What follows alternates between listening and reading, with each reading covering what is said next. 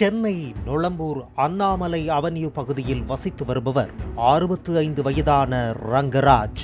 மத்திய அரசு நிறுவனமான சென்னை பெட்ரோலியம் கார்ப்பரேஷன் லிட் நிறுவனத்தில் அதிகாரியாக பணிபுரிந்து ஓய்வு பெற்ற இவரது வீட்டில் ரிங்கு முகர்ஜி என்ற பெண் கடந்த 8ஆம் தேதியன்று வீட்டு வேலைக்கு சேர்ந்துள்ளார். அவர் வேலைக்கு சேர்ந்த நாளிலிருந்து நகைகளும் பணமும் வீட்டின் பீரோவில் குறைய தொடங்கியுள்ளது. இது தாமதமாகவே வீட்டின் உரிமையாளர்களுக்கு தெரிய வந்துள்ளது. வீட்டில் ஒன்றுக்கும் மேற்பட்ட பீரோக்கள் இருந்ததால் நகைகள் வேறு பீரோவில் இருக்கலாம் என அலட்சியமாக இருந்துள்ளன. கடந்த 23ஆம் தேதி அனைத்து பீரோக்களில் உள்ள தங்க நகைகளையும் சரிபார்த்த போது அதில் 14 சவரன் தங்க நகைகள் மற்றும் 50,000 ரூபாய் பணம் திருடு போனது தெரிய வந்தது.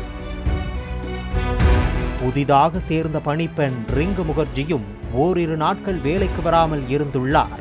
இது குறித்த புகாரின் பேரில் நொளம்பூர் போலீசார் வழக்கு பதிவு செய்து விசாரித்தனர். நொளம்பூர் காவல் நிலைய குற்றப்பிரிவு ஆய்வாளர் தலைமையிலான போலீசார் வீட்டில் வேலைக்கார பெண் ரிங்கு முகர்ஜியிடம் விசாரித்தனர். அவர் முன்னுக்கு பின் முரணாக பேசியதால் முகப்பேர் மேற்கு பகுதியில் உள்ள அந்த பெண்ணின் வீட்டில் போலீசார் சோதனை செய்தனர். அவரது வீட்டிலிருந்து 14 சவரன் தங்க நகைகள் மற்றும் 10,000 ரூபாய் பணம் மீட்கப்பட்டது. கடந்த 8ஆம் தேதியன்று வேலைக்கு சேர்ந்த முதல் நாளில் வீட்டை சுத்தம் செய்யும் போது பீரோவின் மாற்றுச்சாவி அதற்கு அருகிலேயே இருந்துள்ளதை கவனித்துள்ளார். ஒரு சாவியை மட்டும் உரிமையாளர்கள் பாதுகாப்பாக வைத்துவிட்டு மற்றொரு சாவியை பீரோவின் அருகிலேயே வைத்துச் சென்றது அவருக்கு வசதியாக போய்விட்டது. அந்த சாவியை எடுத்து துணிச்சலாக பீரோவை திறந்துள்ளார். அதில் நிறைய நகைகளும் பணமும் இருப்பதை கவனித்த ரிங்கு முகர்ஜி முதல் நாளே மொத்தமாக எடுத்துக்கொண்டால் சிக்கி விடுவோம் என நினைத்து ஒரு சவரன் நகையை மட்டும் முதல் நாள் எடுத்துச் சென்றுள்ளார். மறுநாள் வழக்கம் போல் வேலைக்கு வந்தபோது வீட்டின் உரிமையாளர்களுக்கு அது குறித்து தெரியவில்லை. அன்றைய தினமும் பீரோவின் சாவி அருகிலேயே இருந்துள்ளது.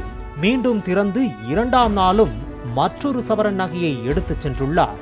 இப்படி 14 நாட்கள் தொடர்ந்து 14 சவரன் நகையை திருடியதாக தனது வாக்குமூலத்தில் தெரிவித்துள்ளார் ரிங்கு முகர்ஜி.